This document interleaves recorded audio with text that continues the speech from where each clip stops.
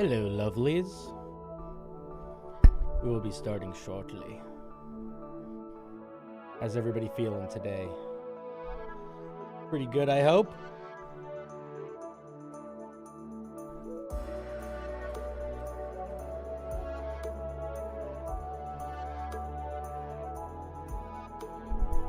Where are you at, chat? I gotta see you. Let me look upon you in all your glory. Yeah, there you are.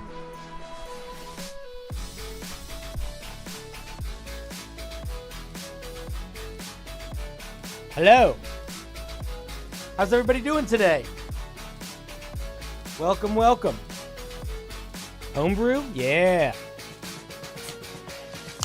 We're gonna be doing some homebrew today. We're gonna be writing some homebrew today. We don't often do. Lord, how you doing, buddy?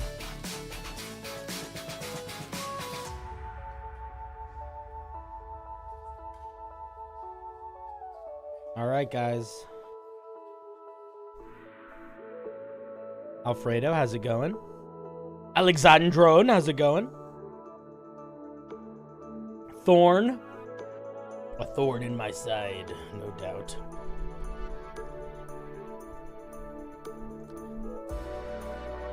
Are you able to submit homebrew ideas? Okay, wait 1 second. Let me pause the music. I will explain how it works. All right. Where did you go, chat? I just lost you. There you are. Come back. Chat, you got to stay here where I can see you nicely. So here's the way that it works. I do streams usually 1 day or 2 days a week, sometimes more, sometimes less. And I usually do streams where people send in their D&D homebrew and I review it. Anybody can send stuff in and we give feedback and try to help it be better and try to help you grow as a writer. What we're doing today is something a little different. It is something that I am doing as sort of a special bonus for those of you that have decided to give me some money.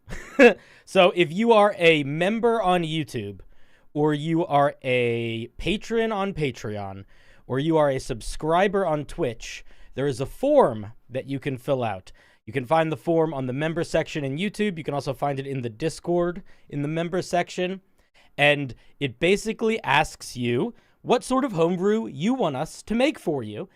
And we will make that homebrew. And that's what we're doing today. So if you are somebody that is a member or any of those things, please be encouraged to go fill that form out. And if you're not, that's okay too. You can be part of the journey that we go on to build some homebrew together. And that's a lovely and wonderful thing. And if you're like, oh man, Cinder, I want you to make homebrew for me. We're making homebrew for each other. You know? One day maybe. But that day is not this day. And that will be okay. So that's what we're doing. That's the plan. Does that sound good? Sound reasonable? Let's pull up the thingy-majiggy.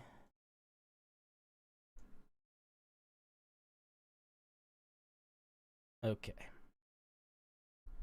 We grab everybody's names. Where's the wheel? Wheel, where are you? There you are. Boom. Kabow. Why is everyone's name so little? Oh, because somebody... All right. I'm just gonna do that so it's a little bit more reasonable looking. Okie dokie, artichoke. You guys want to see the wheel? You ready? You ready for it? You think you can handle it? I hope so.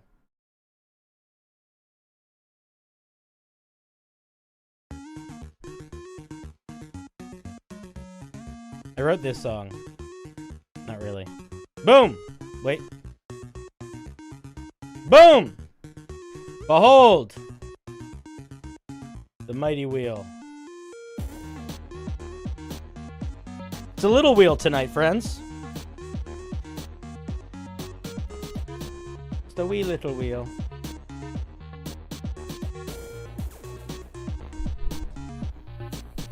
Chat, I put you in a different spot, and it made it hard for me to be able to tell we follow. There we go. You need to be like right in front of the camera for me.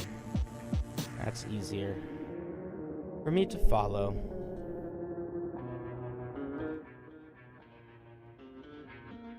It's wheel for sure.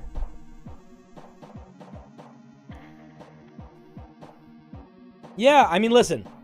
We have a very vibrant community, and I'm very grateful for it.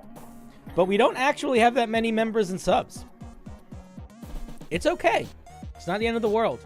Honestly, the streaming is not how I'm surviving financially. It's really more of just a thing I want to do for the community. So, it's not the end of the world. Don't feel peer pressure. Why is my camera in the weird way?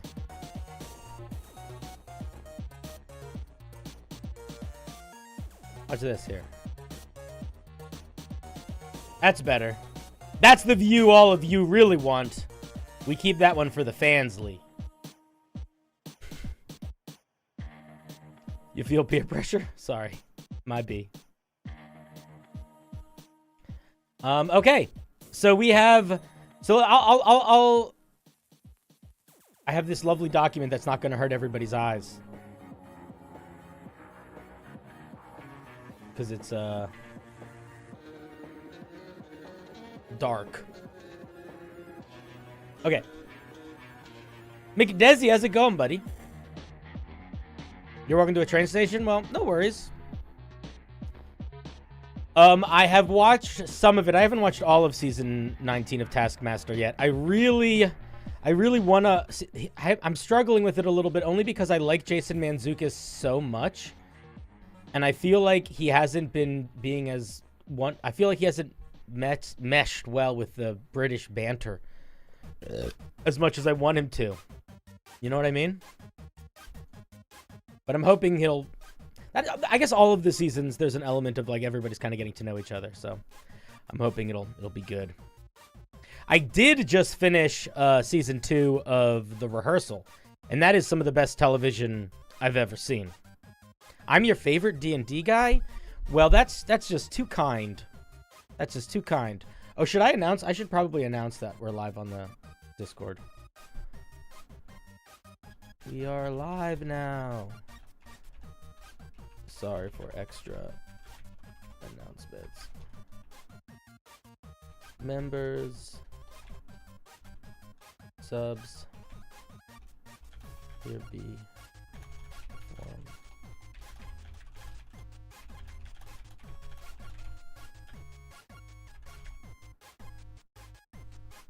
Okay.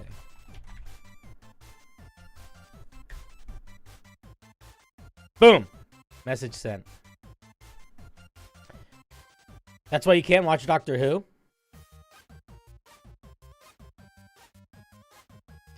Listen, I love Jason Mantzoukas. Him doing poorly is wonderful. I don't need him to succeed in the game. But I do want him to find his pacing with the other people comedically. All right, let's spin this. We're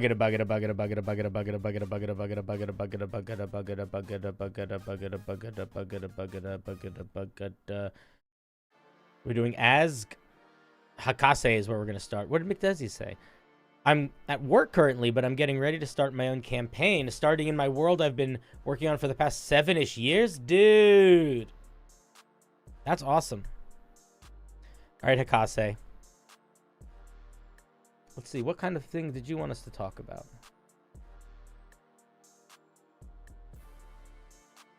All right, let's find you. All right, I'm going to read to you guys the form that Hakase filled out because it is more of a form. Okay, so what type of homebrew are we making? They're looking for an encounter or a dungeon room or a challenge type thing. I asked them to tell us a little bit about their game world, what level of the party, details we should know. This is going to be for a tier 2 to tier 3 spacefaring pirate campaign, spanning a single solar system. The main gimmick of the campaign will be a harpoon ballista mounted to the front of the player's ship, which will be used to interact with monsters, the environment, etc. By the end of the campaign, the players need to feel comfortable problem solving with the harpoon. So I'm planning on making it required in some way to gain entry to each dungeon. Can you make a puzzle or perhaps a monster that can act as a primer to make sure the PCs get the hang of harpooning? Is there any specific you really want or don't want? The harpoon will be primarily a tool, not a weapon. So I don't want anything along the lines of monster with a shell so thick it can only be damaged with a harpoon. Okay, I know we're making homebrew, but I do want to say something first. Be careful about making a single game mechanic or a single object be the hinge of how you want your players to like interact with the world and problem solve, because the way that D&D works is there's a lot of stuff that could do what a harpoon does, especially in a tier 2, tier 3 game. Like the spell telekinesis can do what a harpoon does. So I would, if I were you, I would just we're gonna try to make you a dungeon room puzzle thing that has to do with harpoon related stuff, but be wary about making that the crux. Because if it's the crux, it's gonna fall apart quickly, because it's gonna either be a situation where the players feel really pigeonholed into not trying to problem solve in interesting ways, or they're gonna break the game because they're gonna be able to just solve the problem in ways you didn't think about. That has nothing to do with harpoon. So just think about that a little bit.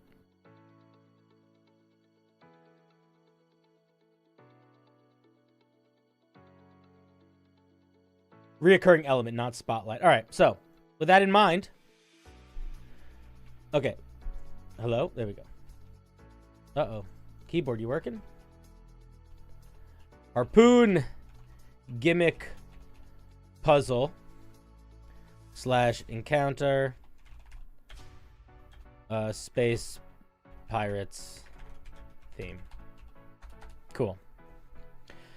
Hakase, I see you're here. Does it work the way that I imagine a harpoon works? Or is there something nuanced about it mechanically that we should understand? Like, is it like, all right, you use an action and you shoot it, and then you use an action and you retract it? You know?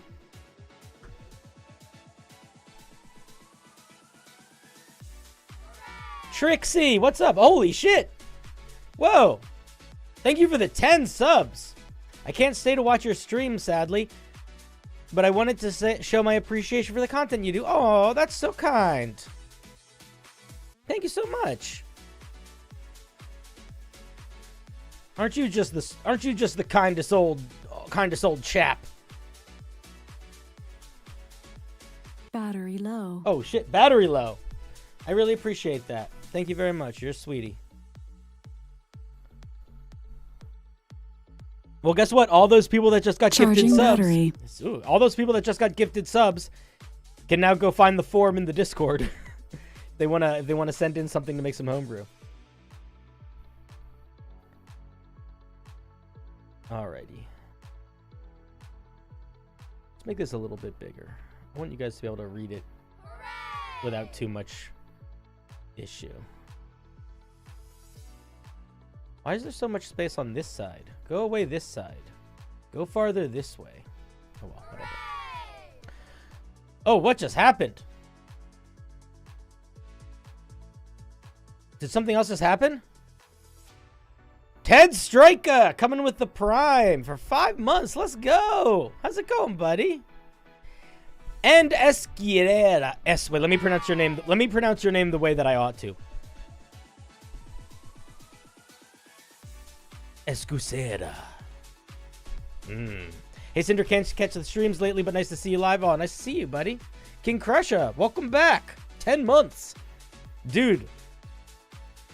Our baby's about old enough that it can start, like, interacting with people, and we don't have to worry about, you know, germs.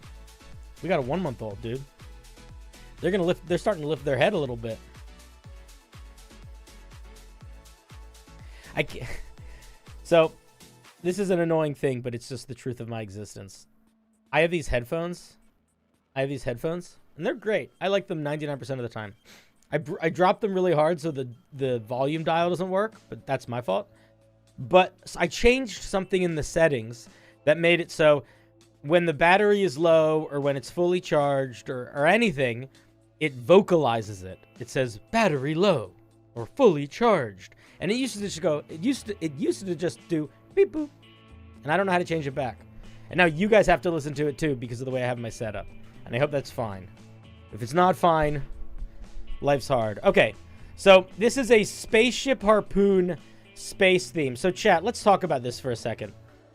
Do we want to build a encounter that is more like a Zelda temple dungeon room, or do we want to build an encounter that's more like a monster fight where using the harpoon to manipulate things in space is a part of the fight? I think we go in one of those two ways.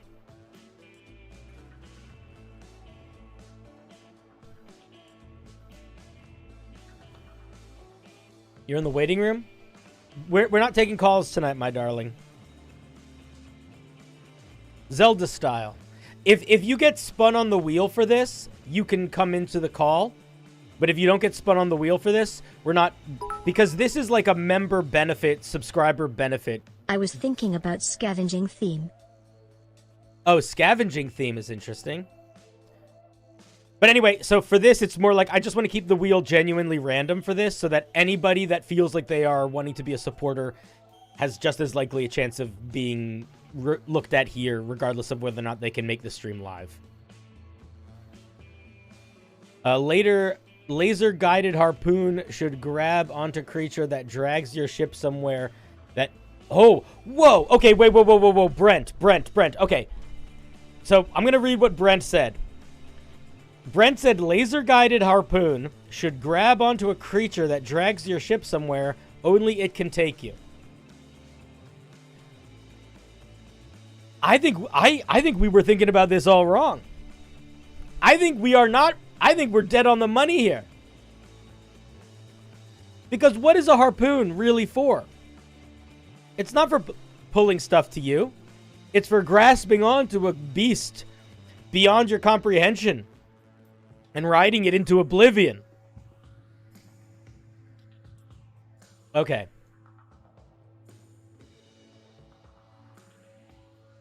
You mean hurting giant monster fishing? Listen, I'm not saying I'm pro it, but it also doesn't happen anymore outside of all the horrible ways that it still does. But, yes, that is what I'm saying. It is kind of like that. I mean, that's what a harpoon is. Harpoon is for harpooning a giant animal, right? So, let's think about this. How do we want to play this game? I love the idea of using a harpoon, not to pull something in, but, okay, so key things. Using a harpoon to move the ship. I think that is an idea that I absolutely love. I really like this.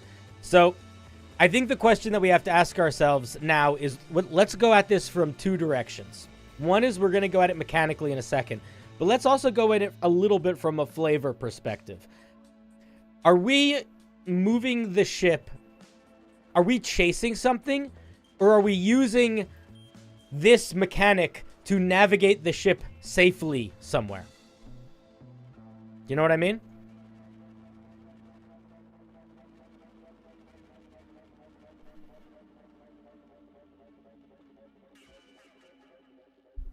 Escaping from a terrible monster?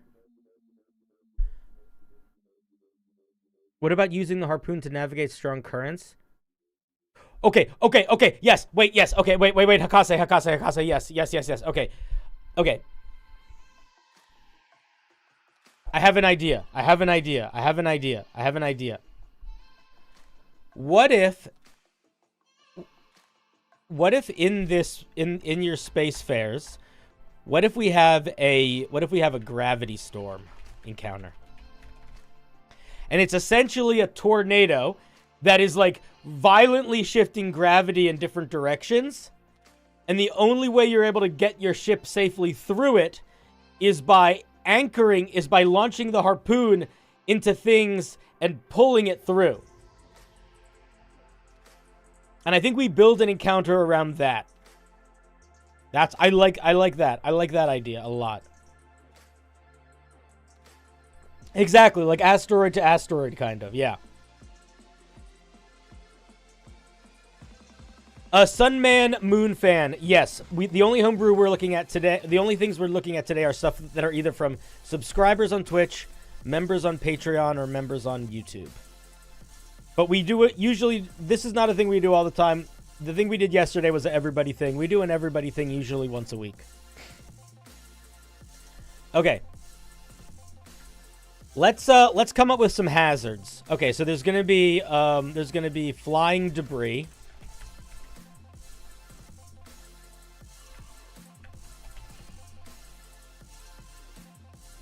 There's going to be gravity surges, and that's going to be heavy and light. And I want to have something else. I want to have one more element that is sort of unexpected. I think the best encounters in D&D present you with something that you think you know, and then it does something you kind of don't know.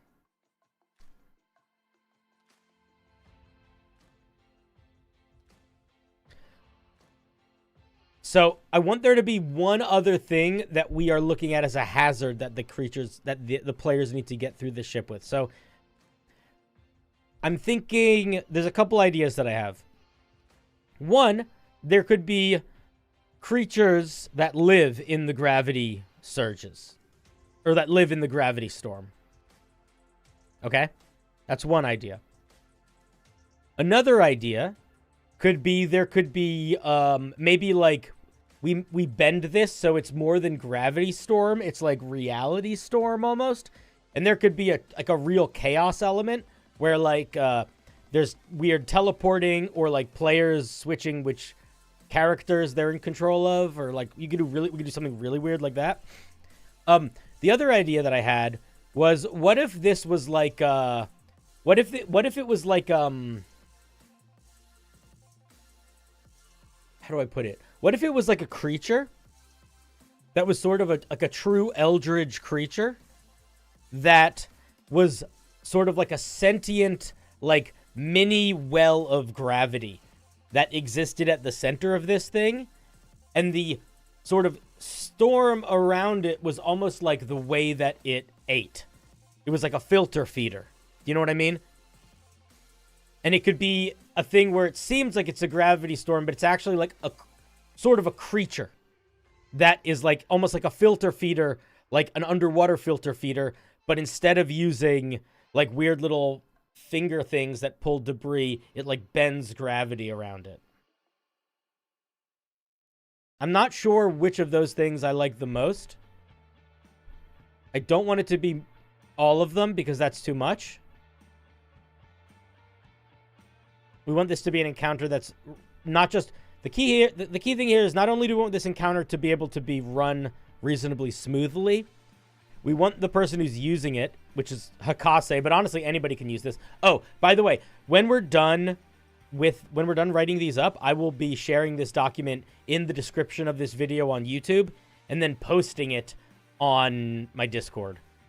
So everyone will be able to have all of the things that we make today. Creatures that inherently deal damage to the hull of the ship. So you have to still carefully navigate out depth charge mines in the ocean. I think that we can accomplish that, honestly, with the flying debris. I don't think that needs to be a unique creature.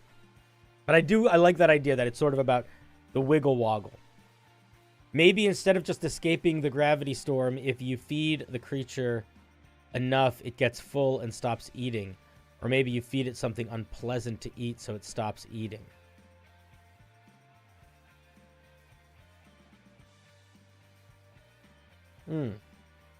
That's interesting. Okay. Here's my idea.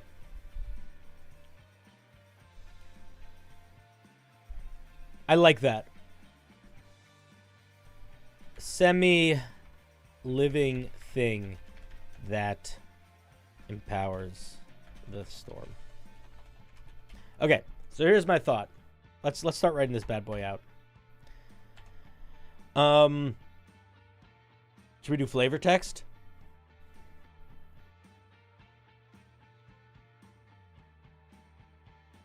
How would we word this?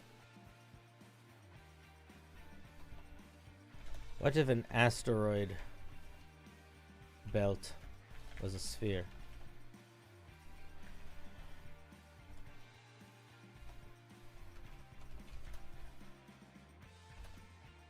What if it glowed with malign intent?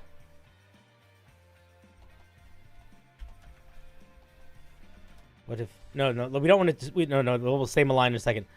What if it glowed with... What if it... what's the... Plumed. Not plumed. A word like plumed. What's a word like plumed?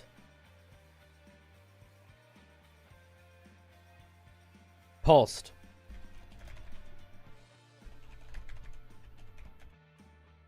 Otherworldly light. What if it called out to you? Did you answer? Okay. That's the flavor text. The gravity storm, that guy is eldritch type sentient gravity light orb thing at the center of an asteroid field. It generates its own gravity and warps the gravity of things that enter its reach.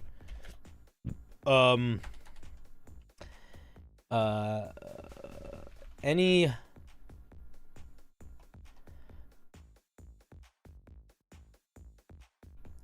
it hungers for rare minerals, metals, etc. Ships or magic items that draw too close might catch its ire. Okay, there's a little bit of flavor text.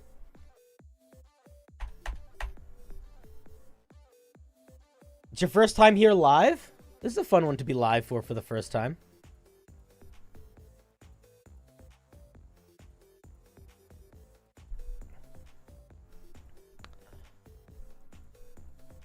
Okay, how do we... Okay, so we're going to write this like a puzzle. So the way that I like to write puzzles is they usually have like steps to them. So I'm going to do... the way that I'm going to do this, I'm going to do this in stages, okay? You don't need to do this if you don't want to, but stage 1, and that's going to be like initial encounter. If you, this is, I mean, I'm writing it, so I can write however I want, but I like to write puzzles and encounters this way. All right, let's make the font a little smaller. I kind of hate this song. I keep forgetting that I'm in charge of the music. It's very quiet. I wonder if you guys can even hear it. I don't know. Hopefully you can hear it a little bit. Good day! First time seeing me live? Oh, you Warlord of Ark, you goofy goose.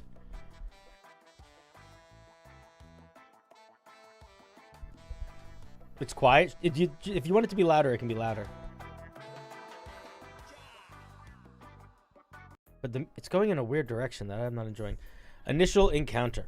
Wait. I know why I don't like this. I'm being so stupid, guys.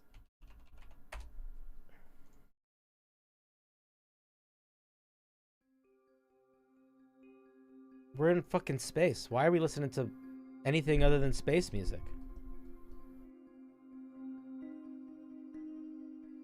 You know what I mean? Like, what are we doing with our lives? Initial encounter. And I'm actually going to write this out a little bit more formally than I normally would when we're making something live, because I want us to go through the process of it, and because I want it to genuinely just be usable kind of immediately. I want anyone to be able to pluck it out, okay?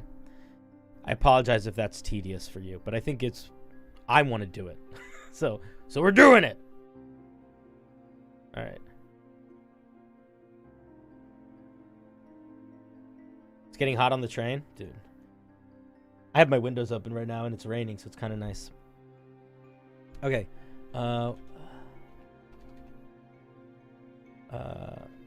From a distance, the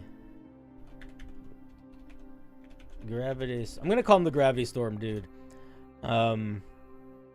Appears like a small moon or cluster. Appears like a... From a distance, the players can make a perception check. From a distance of... How far away should they be able to see it? I won't even tell you. When your players first see the... when the characters first see the gravity dude, they can make perception checks to determine its nature.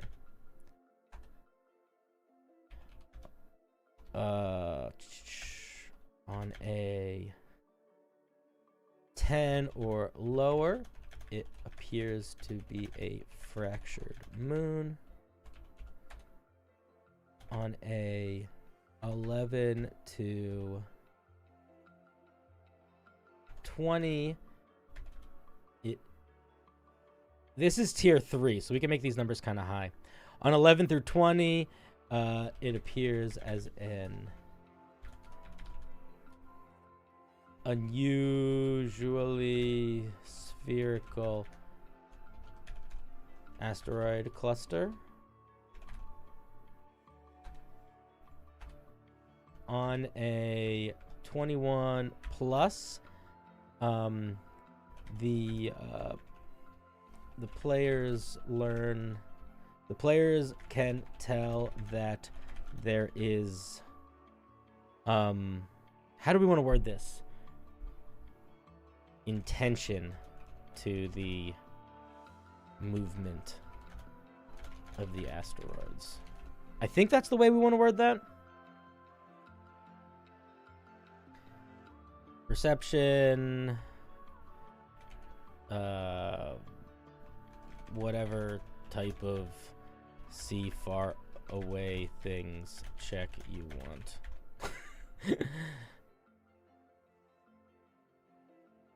I'm just gonna put that in correct parentheses.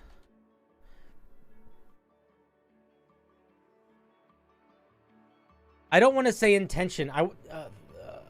I want to say thought or sentience or... maybe that's not the right word. But I don't know. I think it's probably fine. Okay.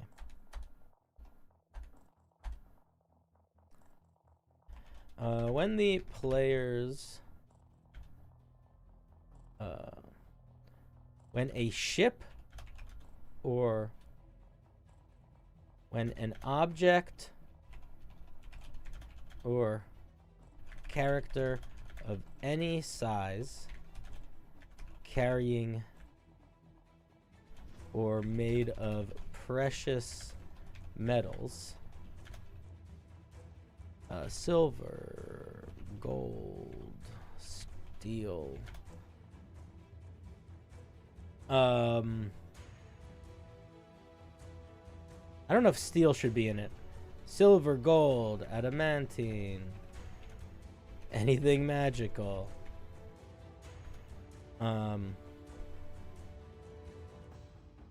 Gems, crystals.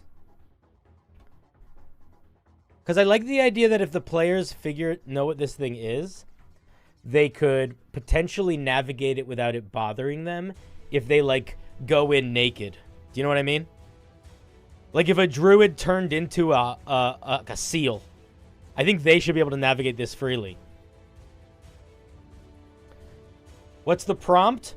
The prompt is we're making a encounter for a higher tier part of a campaign in a pirate space campaign, and it's going to be built around sort of using a harpoon to help navigate through an encounter puzzle. And the encounter puzzle is there's this sort of semi-sentient eldritch gravity storm that pulls in objects like a filter feeder fish to eat them.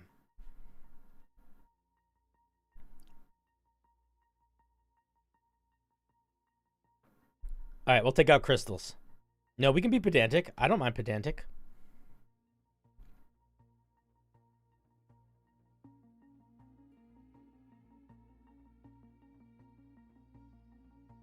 I want it to be, if this is going to be more eldritch than a space anglerfish, it's more like a plant, but a plant that feeds off of precious metals and hunts with gravity.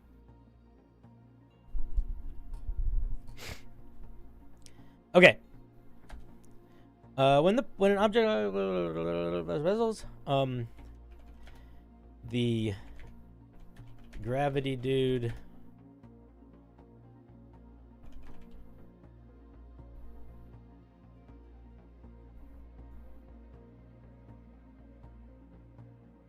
gets within, I don't know, 1,000 feet.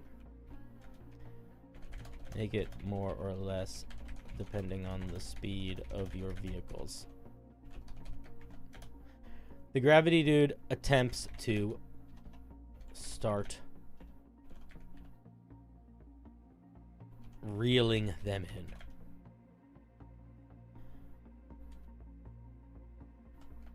If no one rolled higher than a 15 on their perception slash whatever checks to figure out what this is, it appears that they are just caught in the asteroid field's normal gravity, albeit. Okay?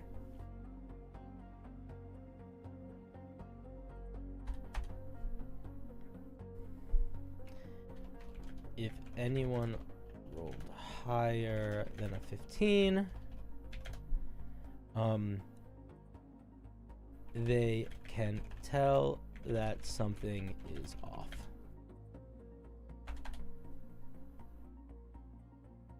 Now, the reason why we're making this number 15 is because it allows a little bit of wiggle room here.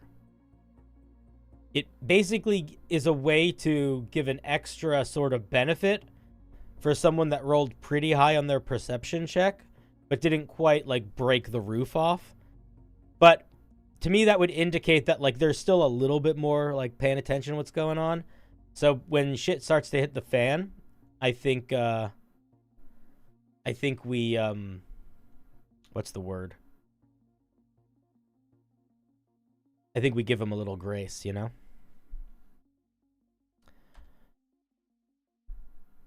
Okay, that's stage 1. Stage 2. What font size is that? 19.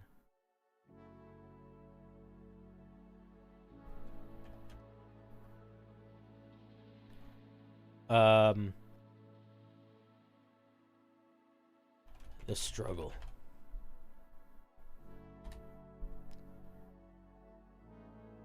What size is this? 13? Yeah.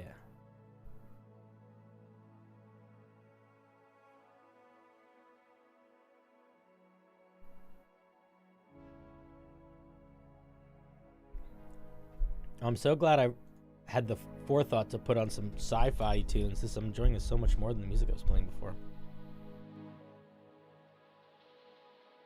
Okay.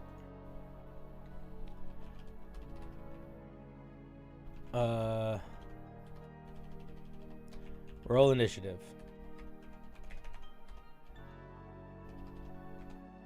Once the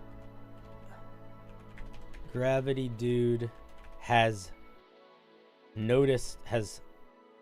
started to draw anything in, roll initiative.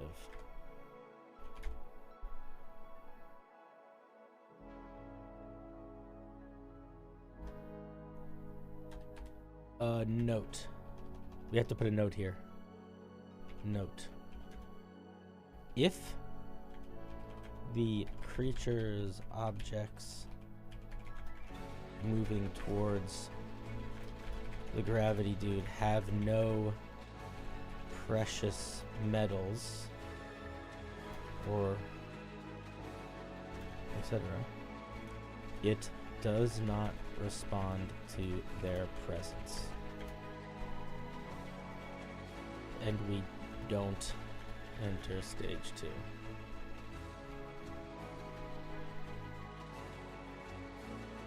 I haven't named Gravity Dude. I didn't want to think about it too much, so I just started calling it Gravity Dude. I had more ideas for the encounter than I did for the name. I'll tell you what. We know that Hakase is the one that asked for this, so they're going to call it whatever they want. But Alfredo, yeah, if you have a good idea for the name, just keep in mind, I want it to be like a plant. Like it's really like an eldritch. It's like an eldritch version of a plant almost, like a fourth dimensional plant or whatever. So let's keep it weird. I would say, if you want to call it Gary, you totally should though. Okay. On initiative count 20. Okay, now we were gonna start getting into our hazards. Okay, I remember what they are. Okay.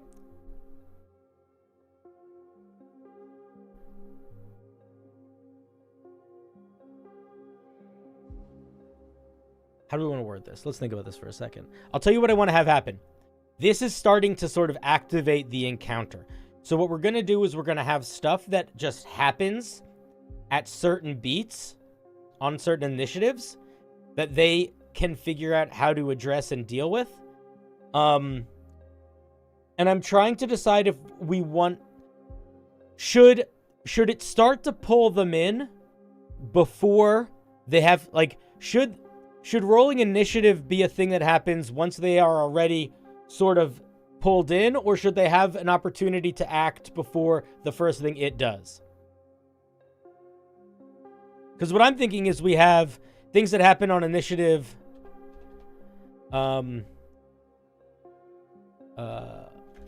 This encounter works like a series of layer actions with events taking place on initiative 20 and 10.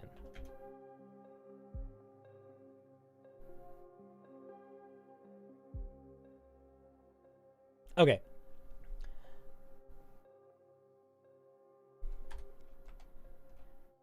Before the first round of initiative,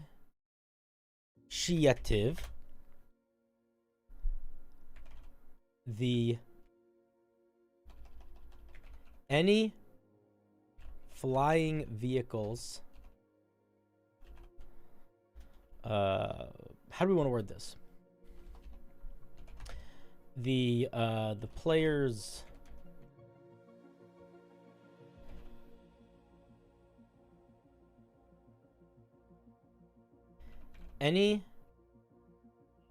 all objects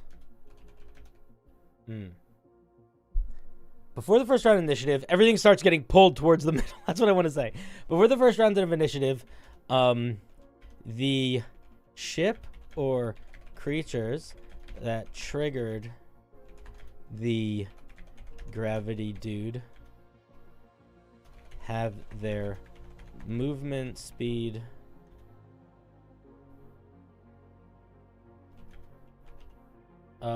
halved. Nope. Have their movement speed shunted so that they cannot move away from the center of the gravity dude.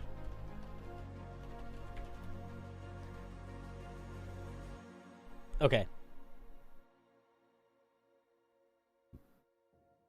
they get sort of locked in, basically.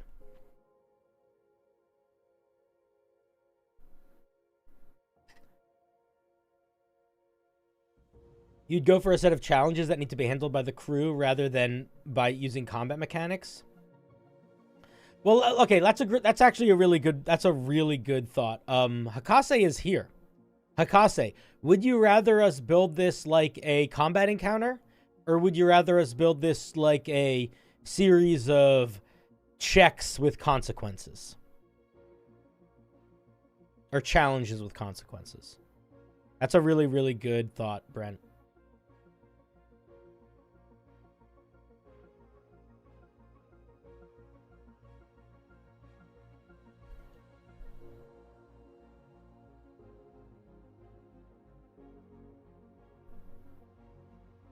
Hakase, yes, we can consider that, but what do you want, man? You're here. We're making it. It could be both, but do you want us to build it with it? Like, my question is, are we using initiative? If we're not using it, like, if we're using initiative, it becomes more of a combat encounter. Not necessarily for combat, but all right, I'm sticking to using initiative. It sounds like Hakase likes using it because they're not saying no.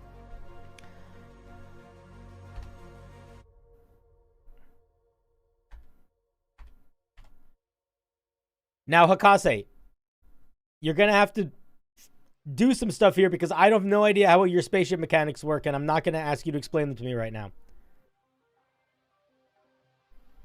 But, on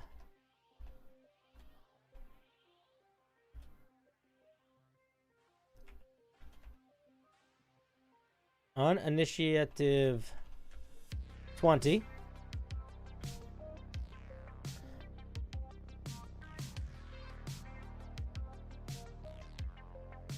rocks and space debris. Sail the ship. Sail's not the right word. Maybe it is the right word. Salt. No, I like the word.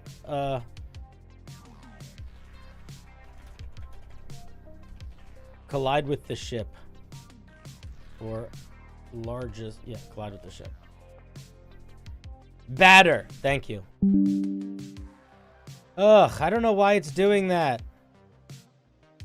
We're back.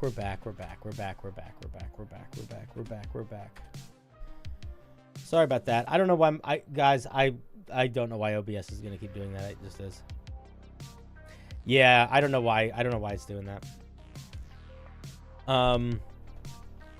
Any creatures not behind. Ooh. Bildo, hello buddy. Thank you for this resub. 18 months. Oh my god. If those were years, our kid could vote.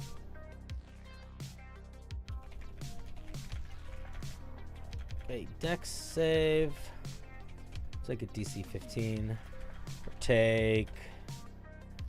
This is a mid to high tier thing, so let's say 4d6 bludgeoning damage and be knocked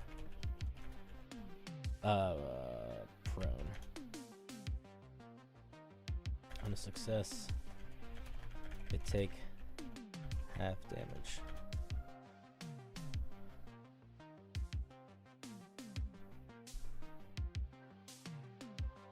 Let's bold that.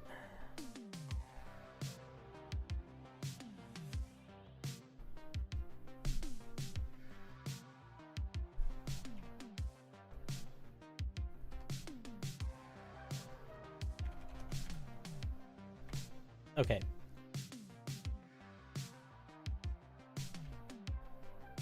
Initiative 10.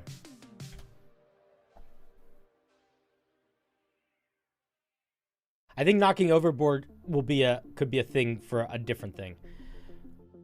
At round 10 there's going to be a gravity surge.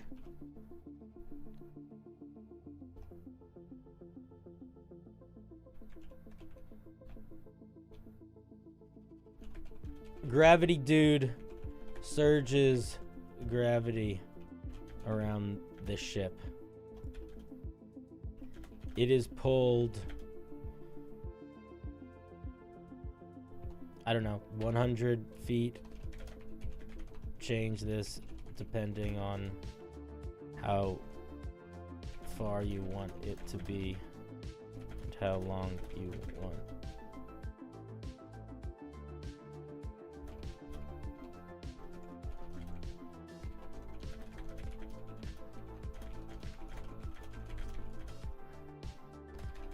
But maybe keep it like 4 rounds away from the center.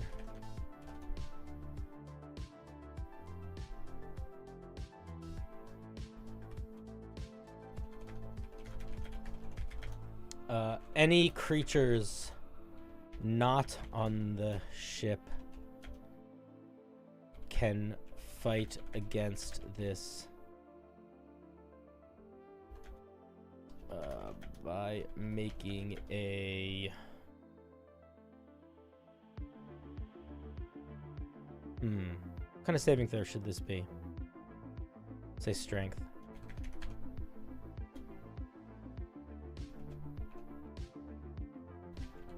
On a success, they can decide how far they are pulled, if at all. On a failure, they are pulled 50 feet.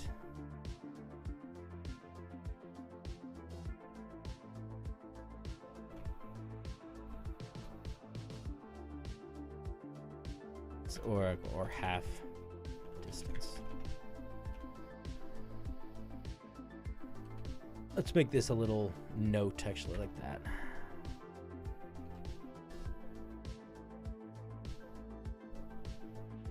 Okay, so here's like the basic encounter. The basic encounter is every round the ship gets smashed and then it gets pulled towards it. People can avoid some of the gravity issues by leaving the ship and starting to sort of dance around a little bit.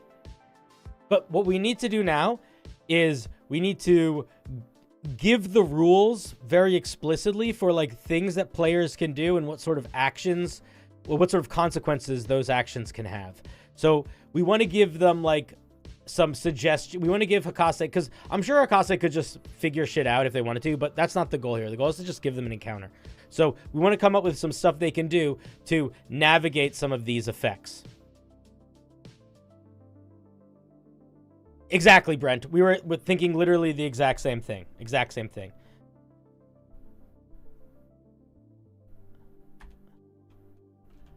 I'm actually going to put the rules over here.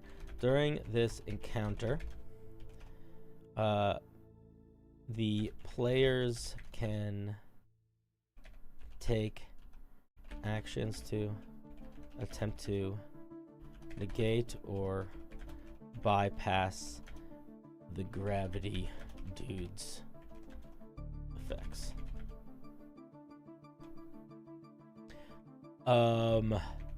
Batten the hatches. Okay, player can use their action to make an athletics or navigation or vehicle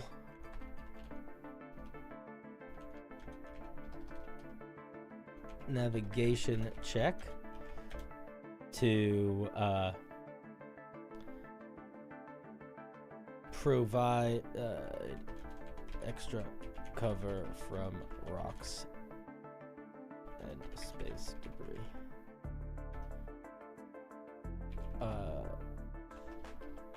Lowering the DC by 1 for each player that takes this action.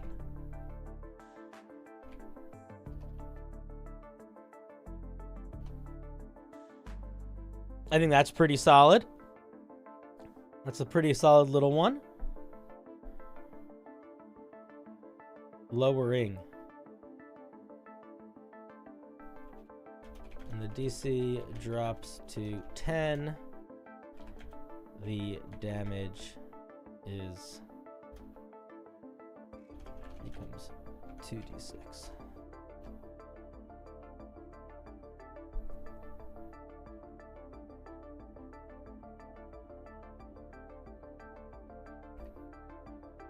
For the round.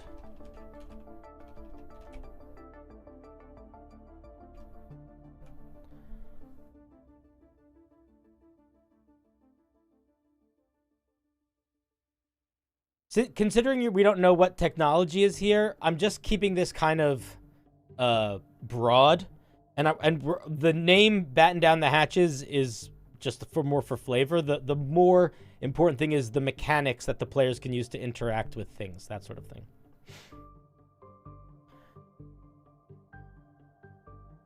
Should it be by 1, maybe, or 2? I don't know.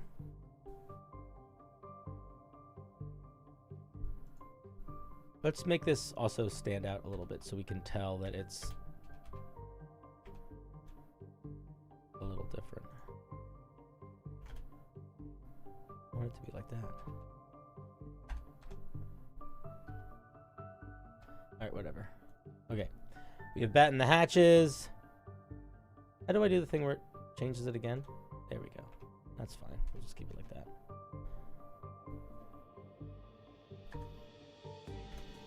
Okay, we're gonna have, harpoon anchor.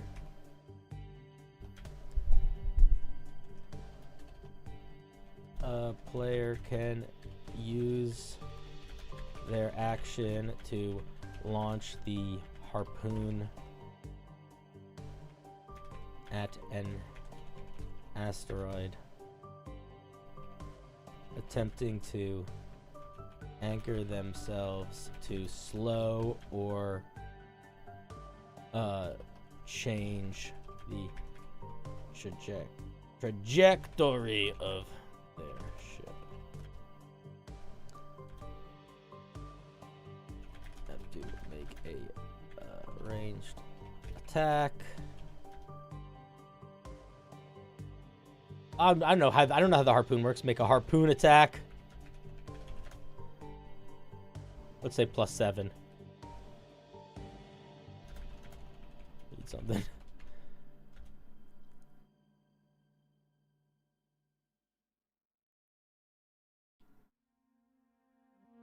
What should the AC of these things be? 18?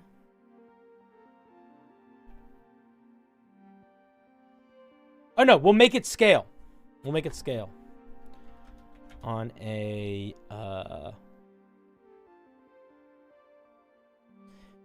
let's say on a 12 or lower, they miss.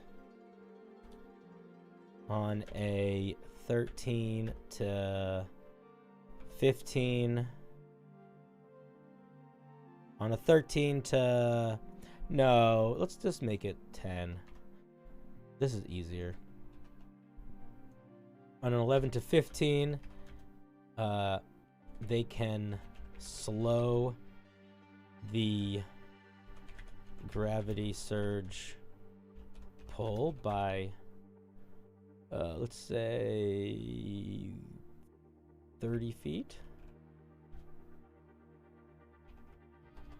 On a 16 to 20, they can slow the gravity surge pull by 50 feet. Let's make this 25.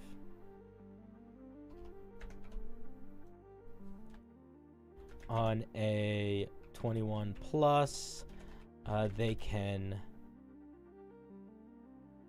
adjust the trajectory of their ship and move it, let's say,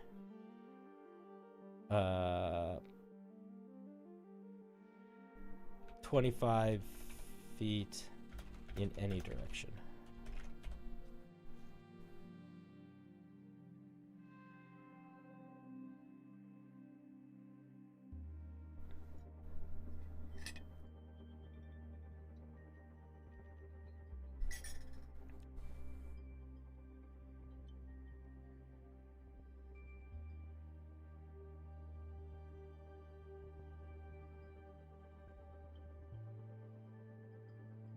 What did you say? An action to chart? I didn't see what you said that. I missed that comment.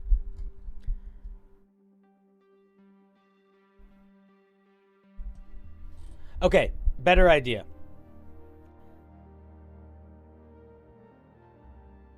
Let's make this the damage by 1d6 per player that takes this action. And then let's up the initial damage to 5d6. And then we can have a feature that is navigate.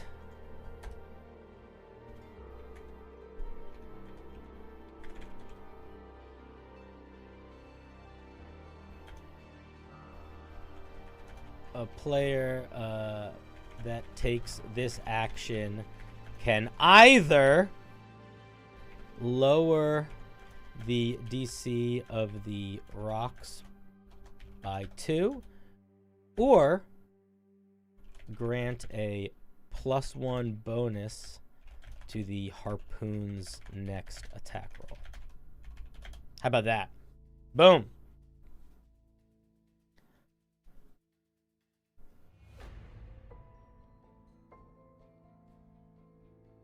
I want the players to take damage on initiative 20. That's intentional. Keep in mind this is a tier 2, tier 3 campaign, so these players are going to be higher than level 11. You want to let them know that it's serious. Just being like, boom, before everything starts, unless you are going before initiative count 20, unless you got higher than a 20 on initiative, the first things that happening is everyone's taking 5d6 damage. I think that's a really intense way to start the fight. And I like it.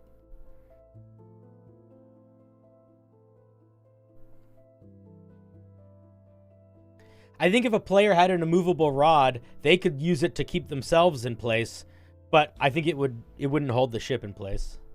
They have weight limits.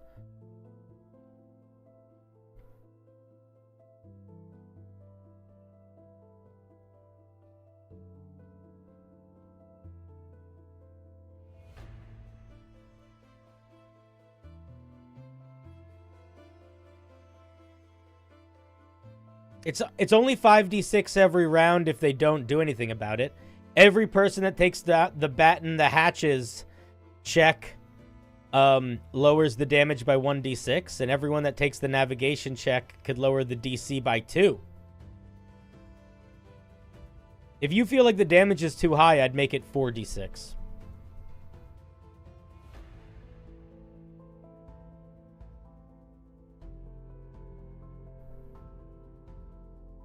Maybe start with some shields so they can see the amount of damage before it actually gets to them. We don't know the tech level of this, so I don't want to assume this is a... Hakase was really straightforward about it. He's like, I don't know if this is a spaceship or a flying ship that's magic, or... I think we just let them take some damage. They're level 11 players, guy. They're going to have 70 hit points minimum. They're going to be fine.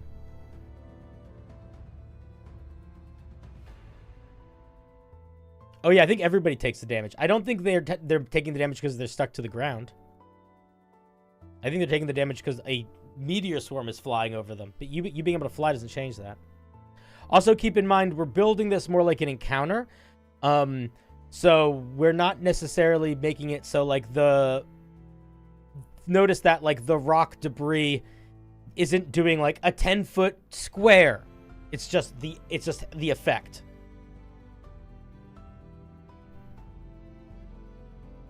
Hakase, that is going to be a great thing for you to implement, but even though I'm making this for you, if we include every single way a player could interact with this is not going to be a usable document. It's just going to be 10 pages of every imagined way a player could interact with an object. That's not the way to write an encounter. I would even go as far as to say I think it's already getting a little overly complicated. Gravity dude surges on the ship. Okay. What else can we do? So they can batten down the hatches, they can harpoon, they can anchor. Are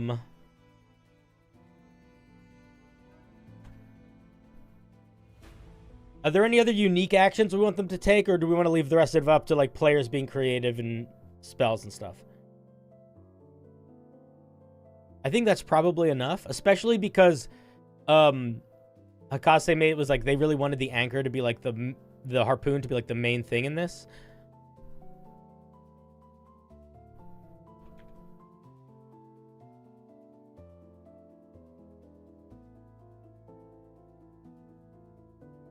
And then we're going to say, in addition, players can take regular actions, cast spells, do skill checks, etc.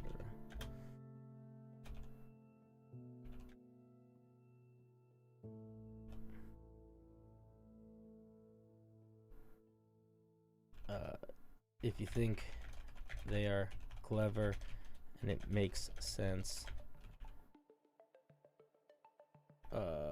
let these also mitigate damage or movement, etc. Okay. This is the initial struggle. That's what this is. So this is a little bit of a back and forth between players and things. We're going to have one more stage after this.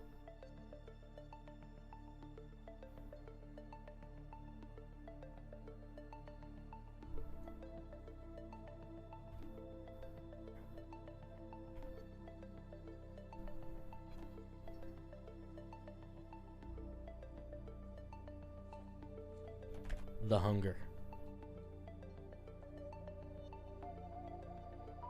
I think that would totally make sense. Kakamak? How do I say your name? Kakamaak. Kakamaak. Well, yeah, I think that's a good idea. Hunger, I hardly know her. Hey!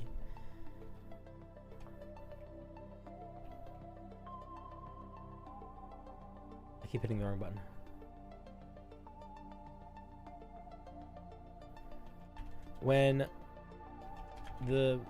When characters or the ship get within 50 feet of the, say 100 feet, or after 2 to 3 rounds,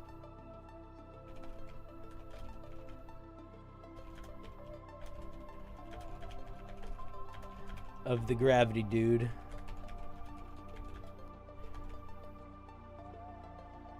it opens its cosmic maw, a tear in space-time, like a black hole, more wet.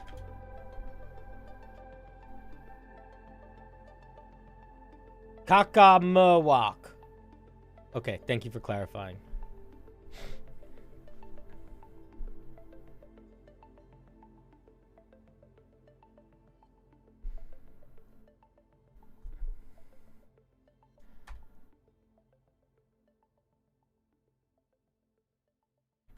At the start of every player's turn, they must, if they look into the maw, they must make a wisdom saving throw.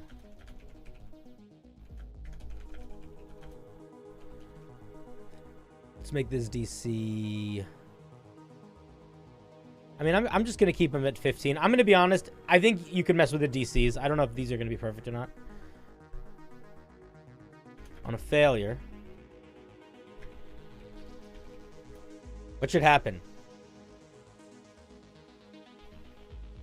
Oh my god, I know what I want to have happen. Oh, this is so bad. The DC should be a lot lower.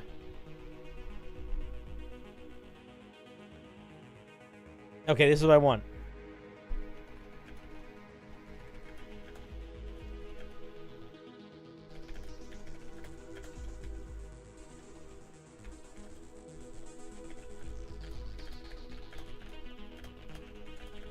That's what I want.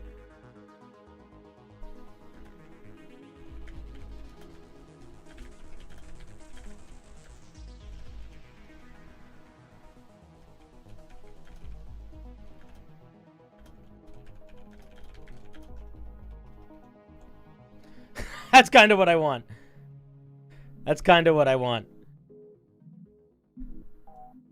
I mean, I think maybe I'm going to cut that out.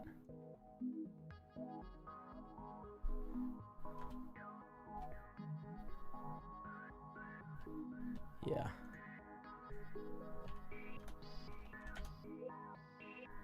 Gems,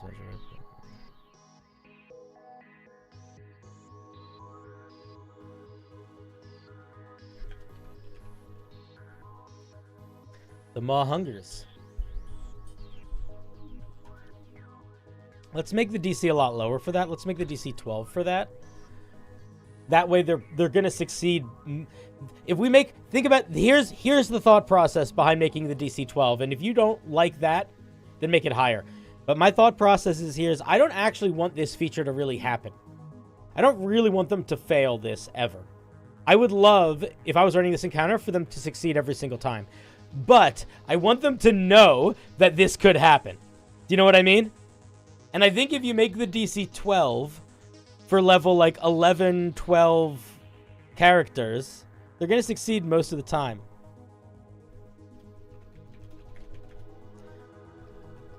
A lot of gold. A lot. Yeah, it's the implication. Exactly. Because this would be... I love features like this. This is a feature that if the DC was like 20, it would suck.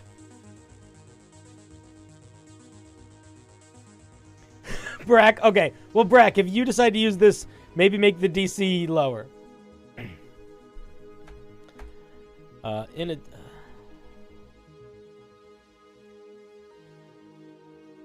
I also don't think this uses their action. I don't want this to like waste a player's turn.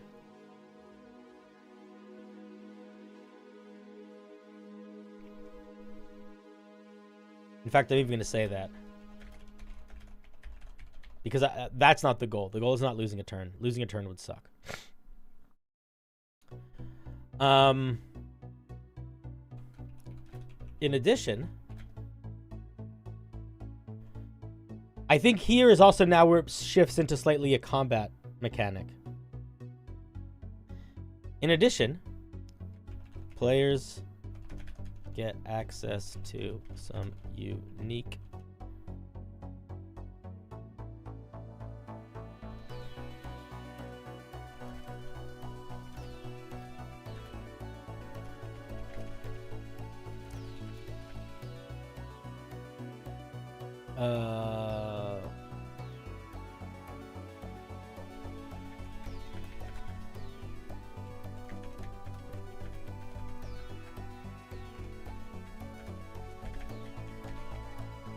new player actions.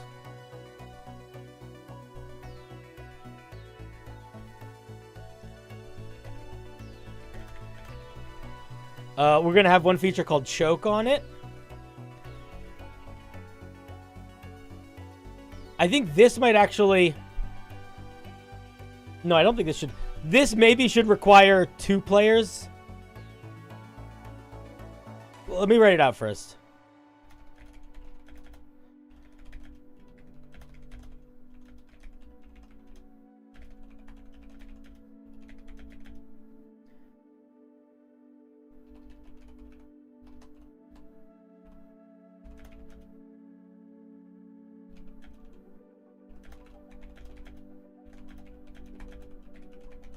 That's what I want. I want you to be able to, like, use the harpoon to try to fling a rock into the mouth. You know what I mean?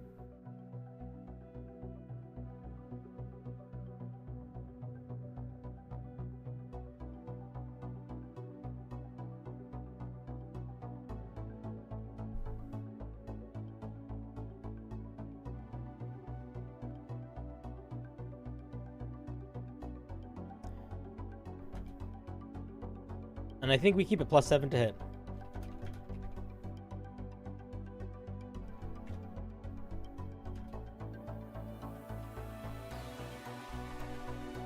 On a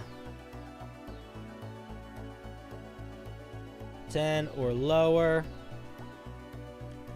the rock misses and the ship moves 20 feet towards the maw. On a 11 to, let's say, yeah, I mean, we'll just keep looking at this. On 11 to 15, the rock hits. The maw shuts for a round.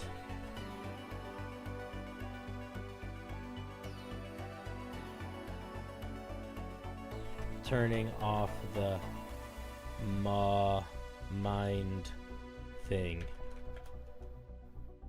until the end of the creatures.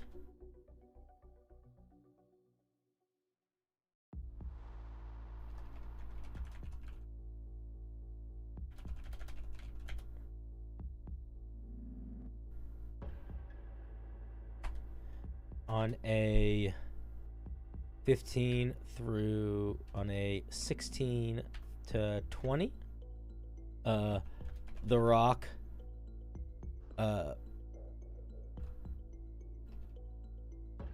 gets jammed in the maw, and it lets out a gross howl.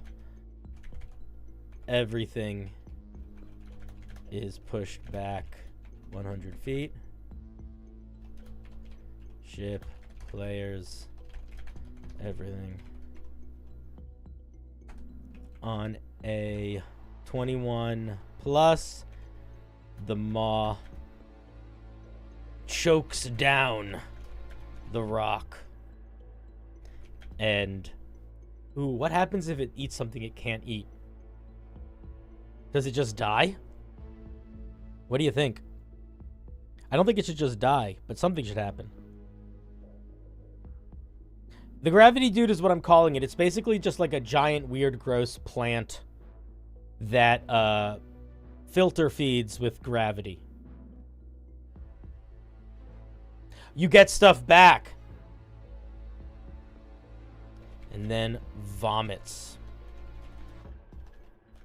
It expels any items the players lost to it, as well as 1d4, as well as, let's say, 5d100.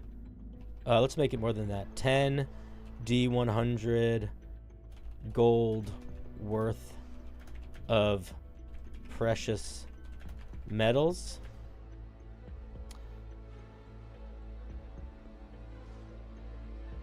And 1d for uncommon magic items. Maybe not magic items. No, okay. On a natural 20, it also expels 1d for one rare magic item.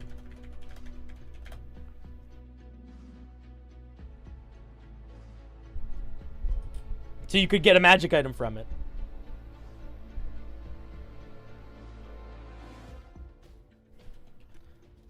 Or whatever rarity you want. Or the MacGuffin. Your campaign.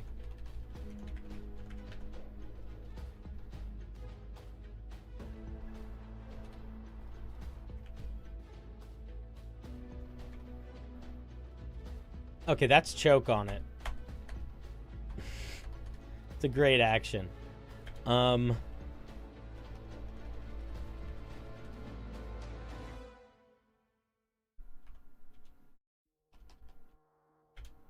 What do we call the other one?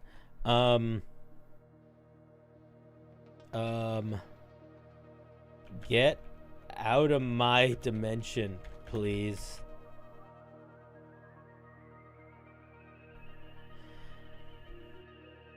Actually, wait. Hold on for dear life. Oh my god, what is that?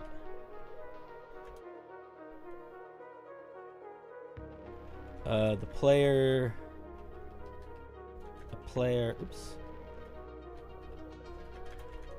can use their action to... No, that's not... It's not even... No, I don't even think that's it. I don't think we give them another action. I think maybe that's it. I think the only other action that we can get... I think... No. Let me rephrase that. I think the other action they get...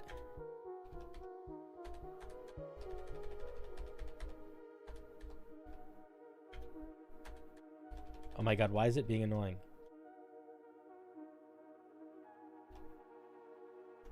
Okay.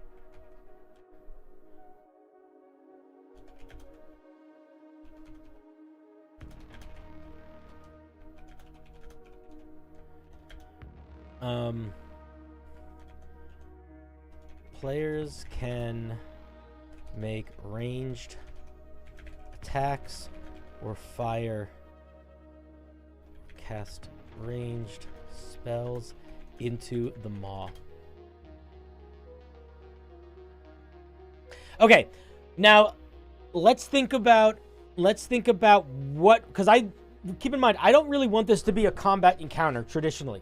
So what sort of impact do we want to have when they are, what sort of impact do we want to have when they hurt it? I think if they deal enough damage, they can, the maw will regurgitate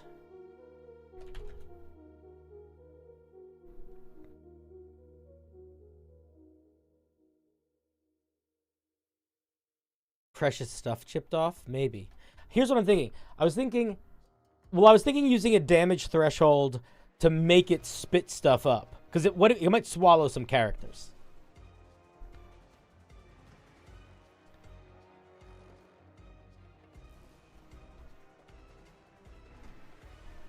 For every, let's say, 50 damage dealt to the maw,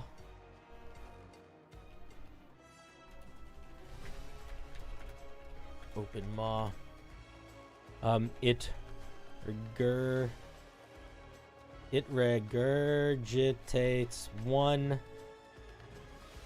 creature or object that it has swallowed in the past, say, 1 day.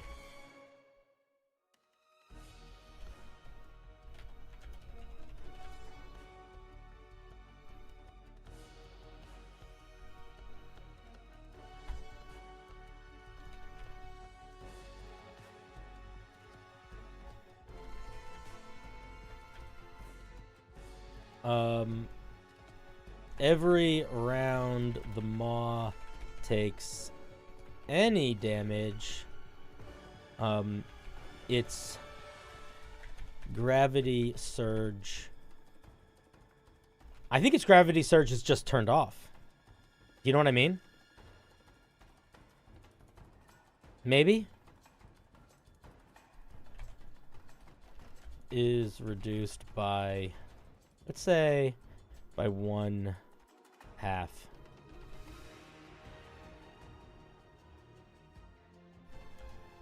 So you could basically, like, shoot it a bunch just to get out also, so it can pull you in as much.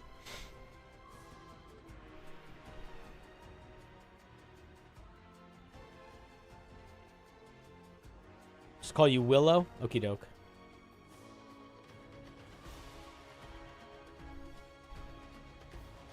If the maw takes 200, let's say 200. How much damage is enough here? 200?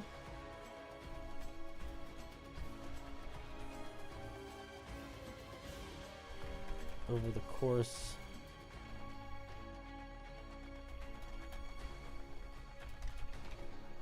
of 1 minute.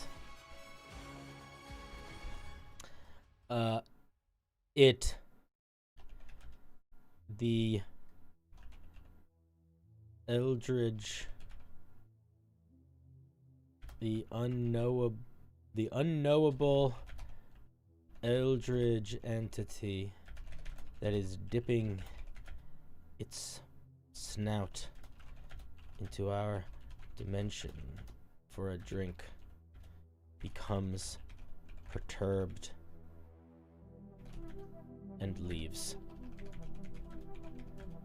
The gravity dude shunts out of existence. Spitting out anything it swallowed in the last, say, 1 minute, and leaving its asteroid field adrift.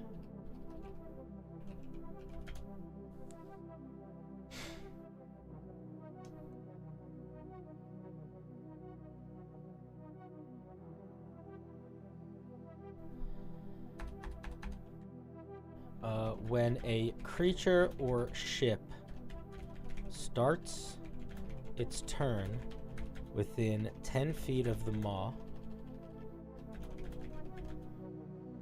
it must succeed on a strength save or be consumed by it and sent to an unknowable digestive system beyond comprehension or care.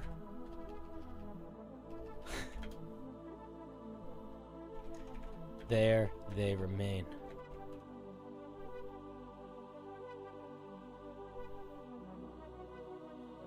Let's make it DC 13. Objects auto fail. I'm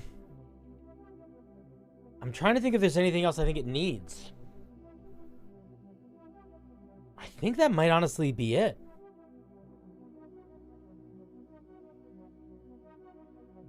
It's a little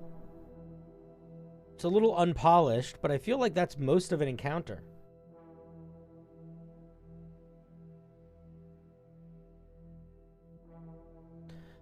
If you want the things to be crushed and pulverized first, Hakase, you can. But I'm really interpreting this creature as, like, not following the same laws of physics we do. Like, I'm imagining in the same way that you take a straw and put it into a can of soda and take a sip. That's what's happening here. It's just on a different scale.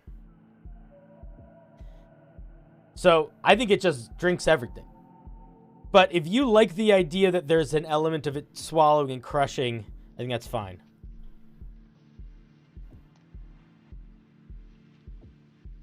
Yeah, I think that's it. I think we have it. The harpoon gimmick encounter puzzle space pirates thing. Gravity surge encounter.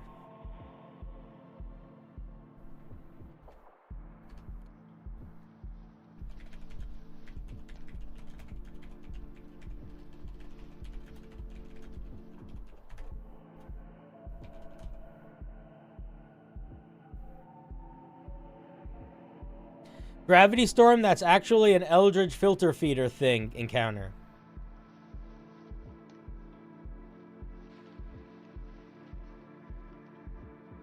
Boom. I'm feeling pretty good about that. All right. Thank you for the prompt. That was fun. That's a cool one. All right. Enough sci-fi music. We're leaving the world of sci-fi. And we're entering the world of I don't know what yet.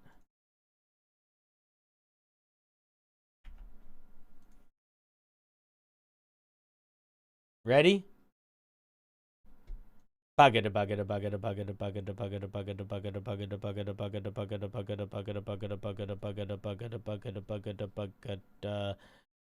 Boom! Ted Stryker. Are you related to that guy that ran that place that did experiments on mutants in Mid-Weapon X. Are you that, Striker? All right, let's see what Ted Striker is looking for. Let me read what they wrote, because again, it is easier to just read it, because it's like a whole little form. Where are you? Where are you, Mr. Striker? There you are. Okay. Ted Striker is looking for a monster or an NPC. Ooh. Well, we'll see. We'll see what it needs. Metal music. All right, we'll see. Let's see what they're looking for. They're telling us that this is what they have to say about their campaign world. In this world, a recent new god claims the domain of hate after a tragic event and invades the material plane. One god manages to seal them in the moon before he dies, giving the party time to gain power and defeat his 4 generals. One of these generals is a Seric, I don't know what that word is, but we could look it up, that has gained immense power through their worship of the god of hate. The party is currently level 5 and about to head into a dungeon to claim the last remnants of power of one of the PC's gods, where the general will fight them at the end. The motif of the god of blood, of hate, is blood. It would be cool to see that in the cleric's magic. I want to give the vibe that this guy really hates the world. Okay, so we're building a... I'm not sure what you're asking us to build. Are you asking us to build this general who worships the god of hate? You think that's what you're asking for? Okay, we can do that. You guys know ttrpg? This is the best thing to use to make monsters. Okay, let's get some villain music going.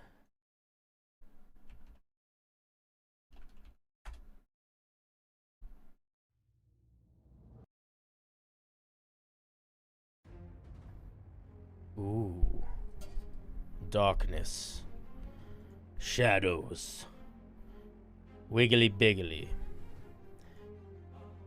Now, when they said they said they wanted to be very blood themed. Now, we could sort of make it like a lich, but I don't want it to be too complicated. They're also only level 5. So it needs to be good for a level 5 party. So what we're going to do is we're going to start by thinking about monsters that would be good against the level 5 party.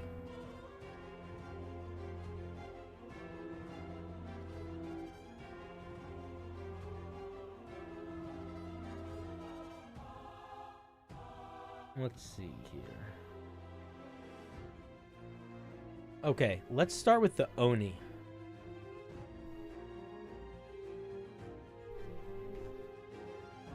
Where are you at, Oni? I just saw you. Oni, where are you?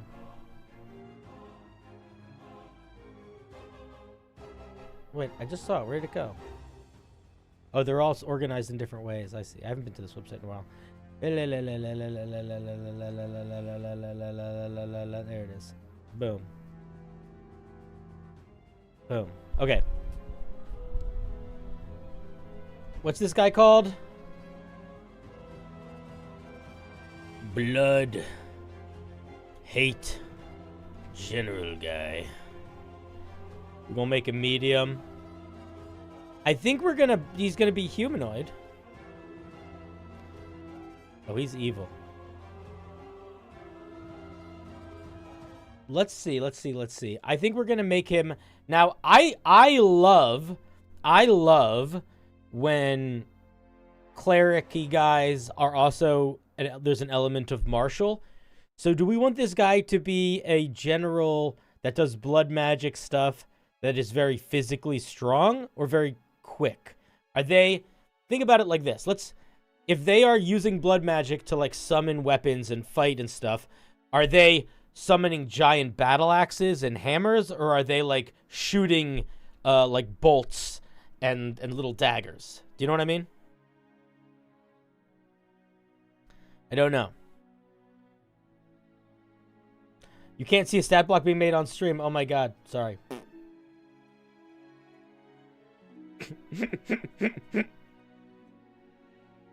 I fixed it.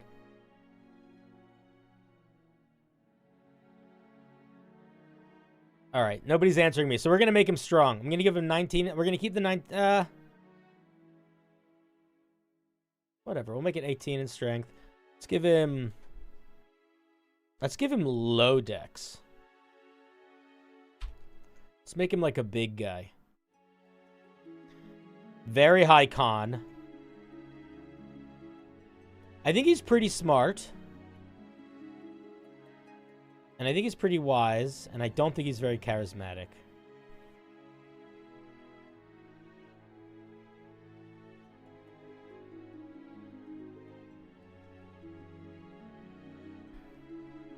Maybe he gives the PCs unnatural wounds. Could be. Did you tell us anything else about what you want for him to be? No, it's just the god of hate. Does blood magic. Blood cleric stuff. I have some ideas for blood cleric stuff. Okay, saving throws. Definitely not dex. Not con. Let's give him wisdom and strength. And for skills, let's give him... We're going to give him insight because he's a general. We're going to give him religion because he's a crazy religious guy. We'll give him expertise in it. We're going to give him intimidation because he's a general. And do we want to give him one more thing? Maybe... I don't think we need to, actually. I think that's probably fine.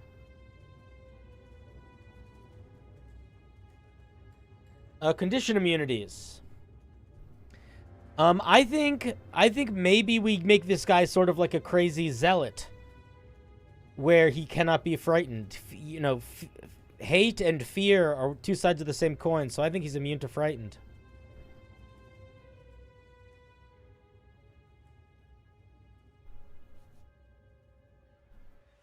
His con is 20, is it not? 20.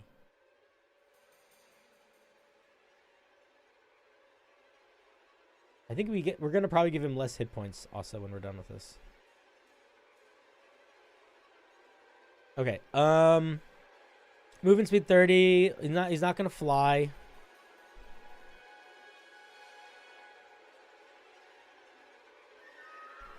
If you wield blood magic in such a way that you are, like, infused with it, do we want to get resistance to necrotic damage or resistance to any sorts of damages?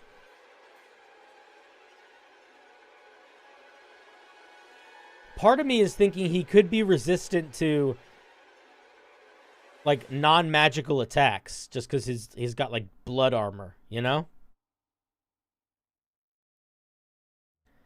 Maybe non-magical and necrotic. And maybe he's just immune to necrotic.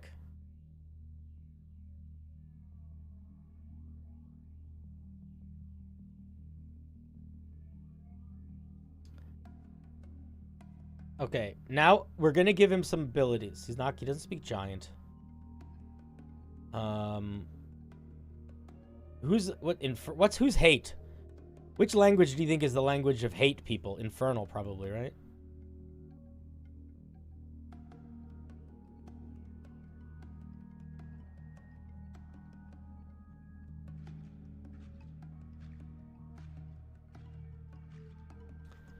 I think that's okay. I think they're not immune to the damage. They're just resistant to it. So I think that's fine. We can also lower his hit points if we need to. Right now he has 13 hit die. We can make that like 8. It's pretty reasonable.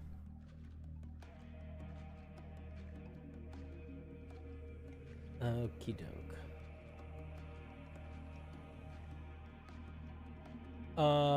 We'll keep him at CR7 for now. Okay, let's give him some abilities. He's gonna have blood sense. What are these presets? I've never actually used these. Oh, this is interesting. Oh, cool. Okay. What did we call this guy? Blood hate general guy. Blood guy can detect the presence, can detect the blood in the creatures around him. He can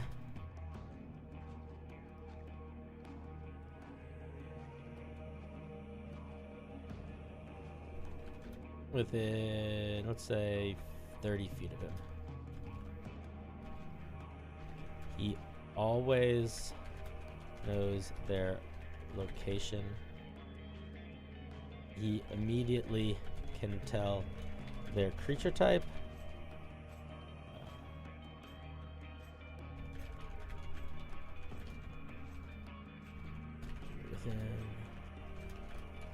I'm overwriting this. He can... Let me rewrite this.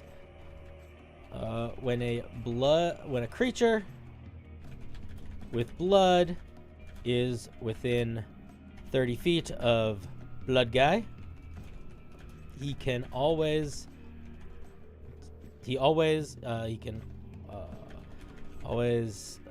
know their location. I think he just always. Oops. He always knows their location and can target them as if he could see them, even if he is blinded.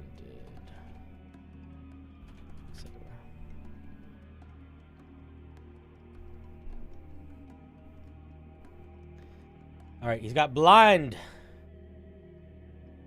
He's got blood sense.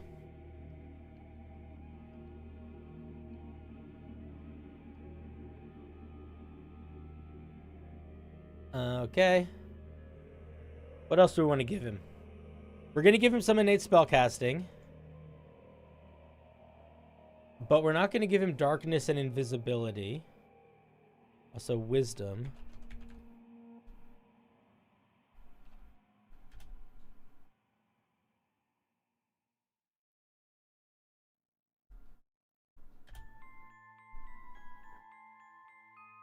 Okay.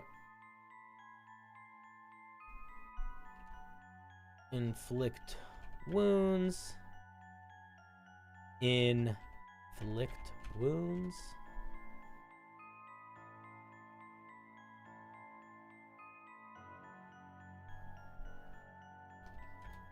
Hold. No, that won't be. I think we do inflict wounds and command.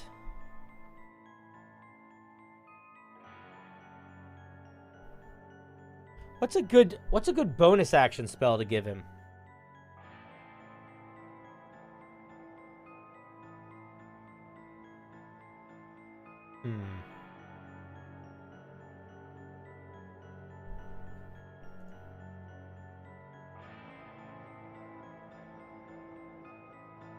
Let's look at some cleric spells. Some first level spells. Command is what I was thinking.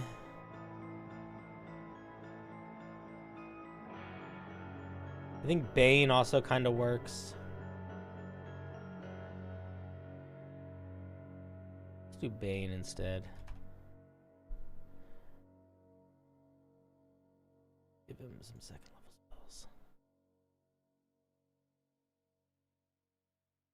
Hold person for sure. Oh, hold person and spiritual weapon, easy.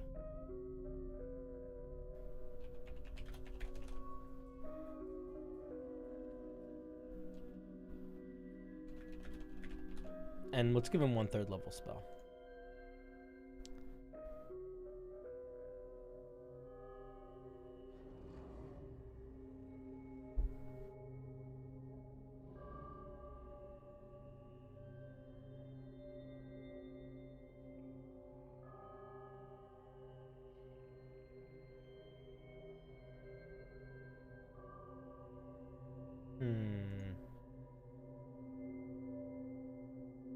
Maybe Spirit Shroud? It's either Spirit Shroud or Spirit Guardians.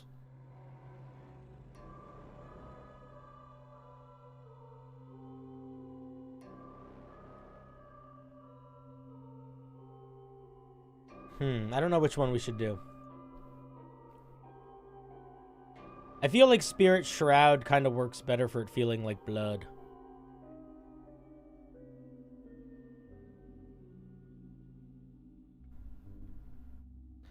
You think Spirit Guardians because it's his army? Alright, I buy that. Okay, we'll do Spirit Guardians. Now you'll notice something here, friends.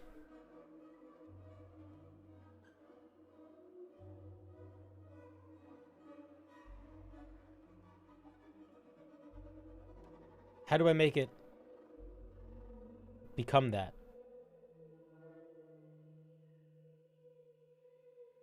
Okay, do I just add this? Oh, I do. Okay, I see.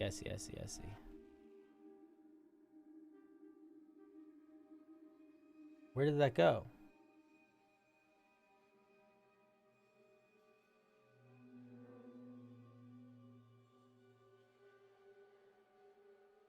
There we go. Okay. Gotcha. Okay, so you'll notice that all of these spells are very much, they're not, they're cleric spells, but they're very cleric. They're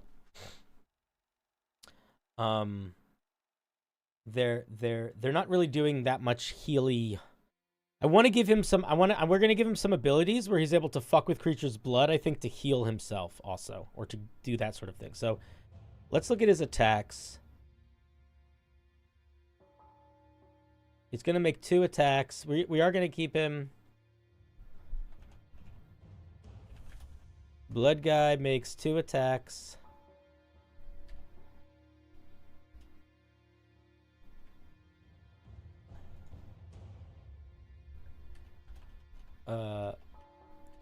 With his blood weapons. He can replace one with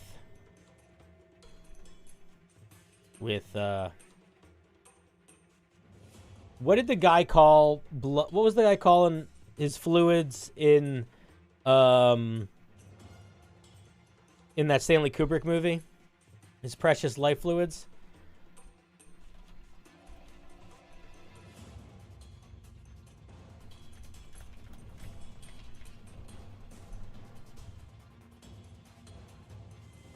Okay, so let's give him his weapons. He doesn't have a claw. Fuck you, claw. Melee weapon. He's got a big old weapon. Oh, we're not even gonna keep. We're just gonna get rid of this actually.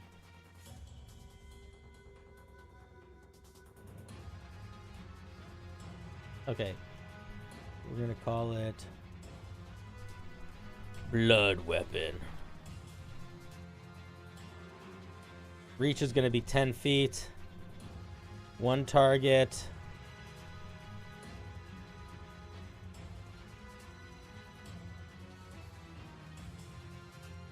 It's gonna be 2d8.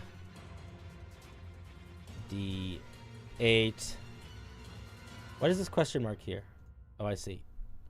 Necrotic.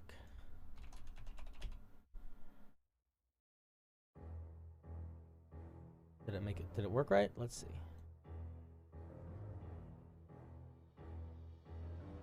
No?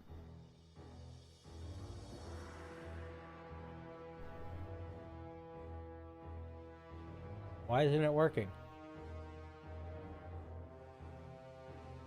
Did I put something wrong?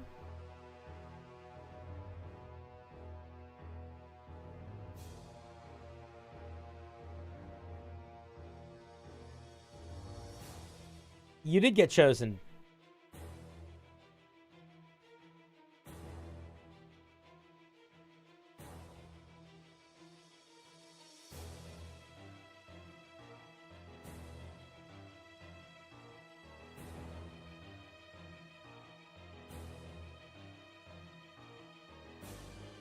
I'm not sure why this isn't working, though, and that's annoying me.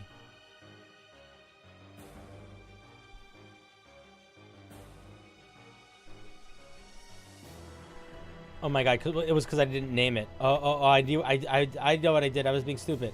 You name it here. Blood Axe. I was typing shit where I wasn't supposed to. I see what's happened.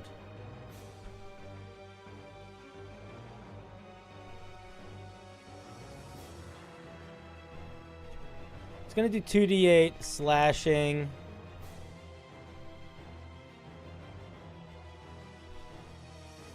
And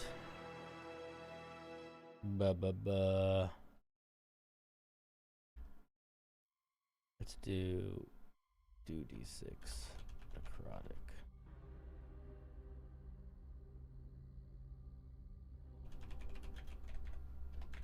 And it's not gonna do 2, that'll do 6. There we go.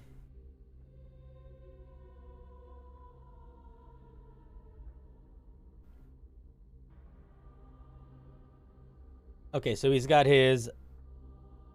Where he's not called an Oni anymore. He's a blood guy.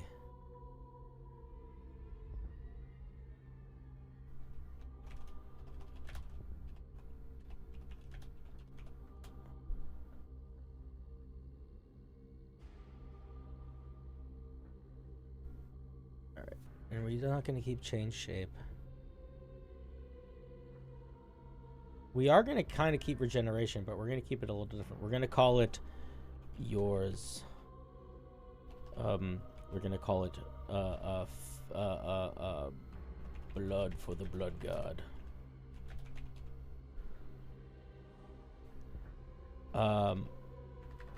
If the blood general has dealt necrotic at the start of his turn, the blood guy regains 10 hit points if he dealt necrotic damage within the last round.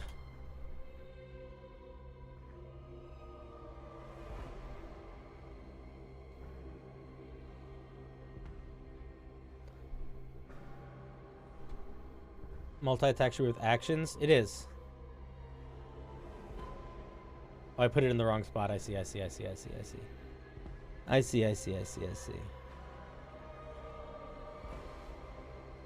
Oops. Where is it?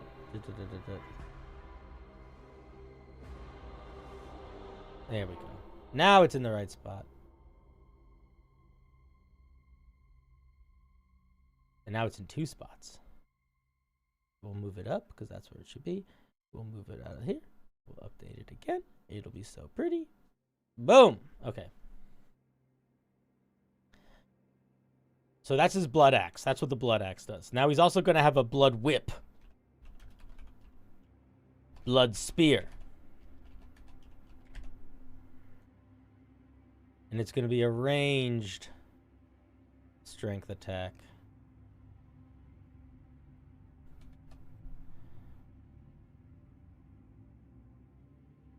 I think the range of this should probably be, let's say 60, 120. And I think this is going to do 1d6 piercing damage. And let's say 1d8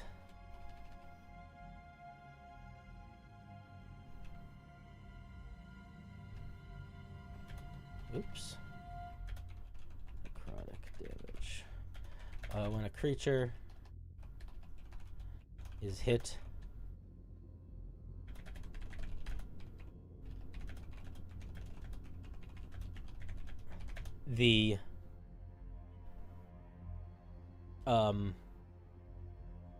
they must make a con save DC, let's say 13.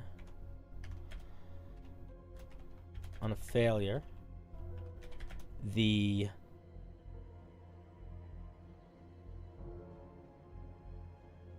blood guy can immediately cast command on them. No action required. And they must use their reaction to comply. That's pretty fucking cool, right? Come on now.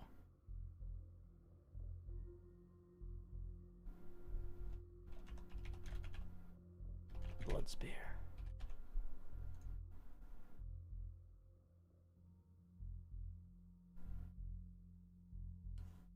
So it does... I fucked up the way it was written. Let me fix that.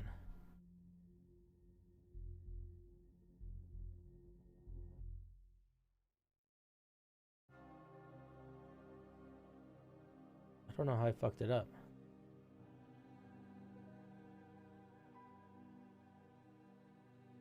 Look at that. Okay, let's fix that. Let's try to fix that.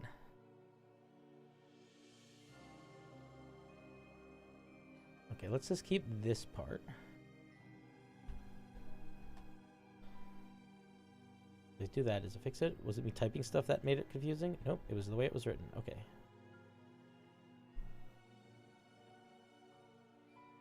$60. 120. 1D. I think we made it 1d6. Yeah, we want it to be less damage.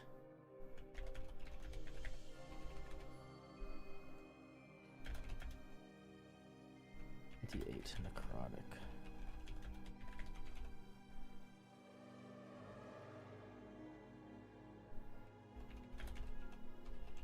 Let's see, add action.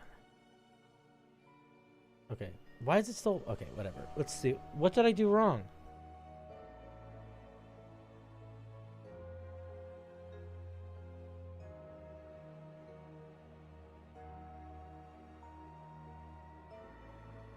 I'm just gonna write 1d6 plus 4.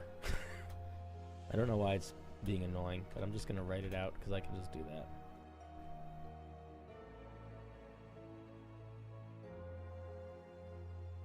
There, okay. And then we're gonna add that new feature.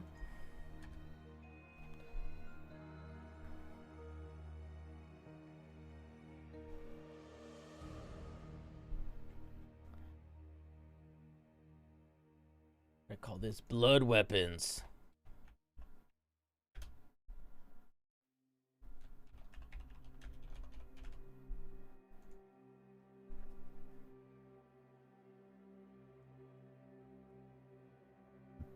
Okay, let's see what we've done so far. Not bad HP. I don't know if I think we keep him in chainmail. I think that's realistic. Decent hit points. We're gonna fix the language here, so he's not called an Oni, even though we started with the Oni as the template.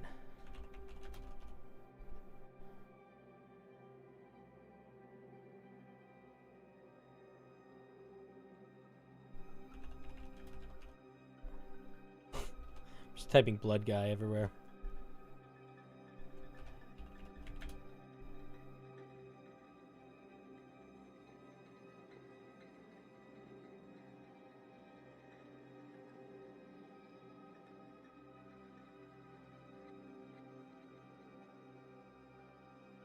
Okay. Okay, I think the things that we want to give this guy next are going to be like...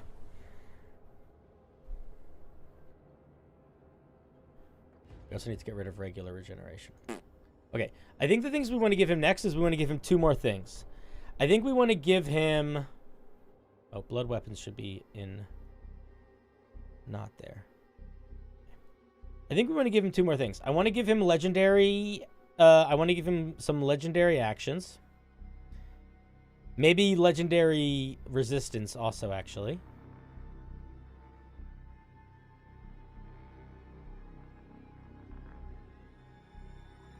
And we give him, I think we give him 2, not 3.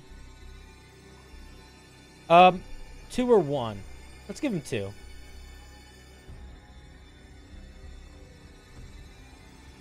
And then we're going to give him some reaction. And I want to do a reaction that has to do with, like, him taking damage and then redistributing that damage to people that he has hit, you know? Like, sort of like he's, like, the blood warpy stuff, I think is the move. Give him a blood machine gun. You really like my D&D party goes to 40k? When's the next one coming out? If I can finish it by this weekend, but I seriously doubt I'm going to be able to finish it by this weekend. So probably next week. But I'm going to try. No promises, though. Okay, we want to give this guy some legendary... Do they have legendary actions in this? How do I add a legendary action? Let's see. Wonder if that's a thing that we can do here.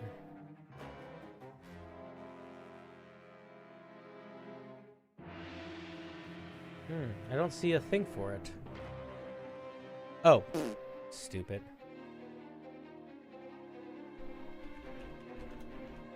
And we're only going to give him 2 legendary actions.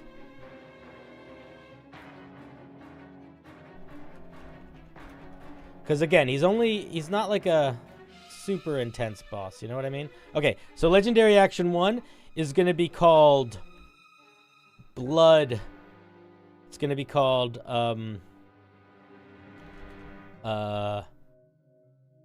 Bleed with me. No, it's going to be called Blood. I think we call it Blood Blast.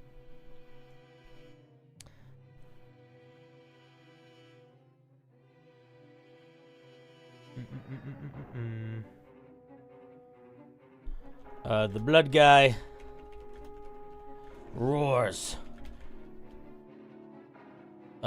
bellows with hate. The blood in all creatures within 30 feet of him boils with rage.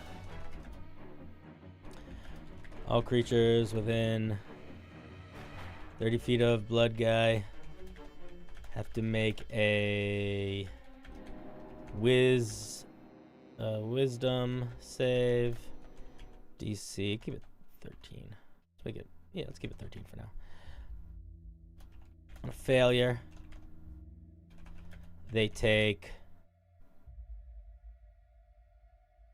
1d10 fire damage and must use their reaction to make a weapon attack against the nearest creature.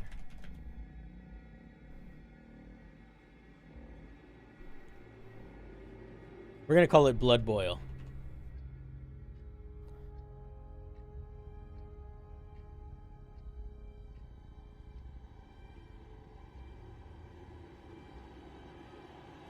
Okay, and now we're gonna call it. And then we'll do. We'll call it Misty Step, but gross. The blood guy can erupt in a mist of, in a plume of blood mist. Teleporting to an unoccupied space within 60 feet of it. That is next to a creature with blood.